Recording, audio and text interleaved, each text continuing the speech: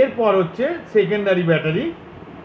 এই ব্যাটারিতে কি হয় অ্যাকচুয়ালি, যে এই ব্যাটারিতে যে সেলে যে রিয়াক্ট্যান্ট থাকে সেটা ক্ষয়ে যায়, মানে তড়িৎ রিয়াকশান করে যে তড়িৎ উৎপন্ন হয়, রাসায়নিক বিক্রিয়া সংগৃহীত রাসায়নিক শক্তিটা তড়িৎ শক্তিতে কনভার্ট হয়ে যায়, ডিসচার্জিং হয়ে যায়, ক্ষয়িতে শেষ হয়ে যায় যখন, তখন এইবার খরিত ব্যাটারিতে যদি বাহ্যিক কোনো উৎস থেকে বিপরীত দিকে তড়িৎ পাঠানো হয় তাহলে ব্যাটারির অভ্যন্তরে তড়িৎ বিপরীত বিক্রিয়া ঘটে, অপোজিট রিয়াকশান।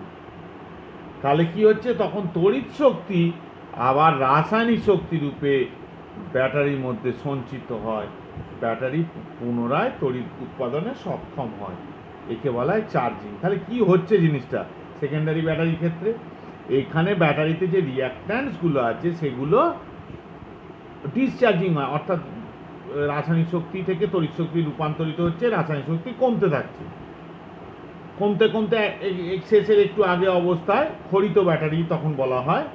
এখানে বাহ্যিক উৎস থেকে আমরা যদি বিপরীত দিকে তড়িৎ পাঠাই তাহলে তড়িৎ শক্তি থেকে আবার রাসায়নিক শক্তি উৎপন্ন হবে, অর্থাৎ চার্জিং হয়ে যাবে, ব্যাটারি আবার পুনরায় নতুন অবস্থায় ফিরে আসবে। এই একে বলা লেড অ্যাসিড সঞ্চয়ক কোষ, Edison battery, alkali storage cell, Edison battery.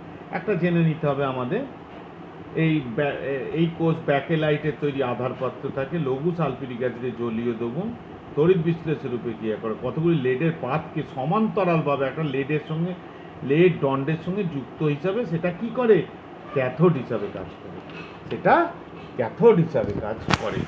প্রকৃতপক্ষে লেডের জালে একটা গ্রিড তৈরি করা হয়, কোষের মধ্যে সম্পূর্ণ আহিত অবস্থায় ক্যাথোডের সঙ্গে জালি পায় লেড ডাইঅক্সাইড দ্বারা পূর্ণ থাকে।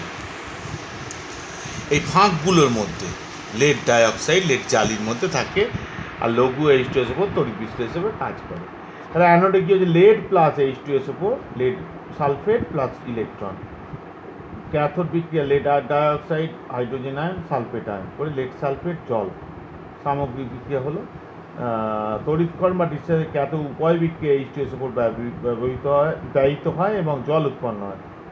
যেহেতু জলের ঘনত্ব H2SO4 ঘনত্ব অপেক্ষা কম, তাই ডিসচার্জের সময় কোষে H2SO4 এর গাঢ়ত্ব ক্রমশ কমতে থাকে।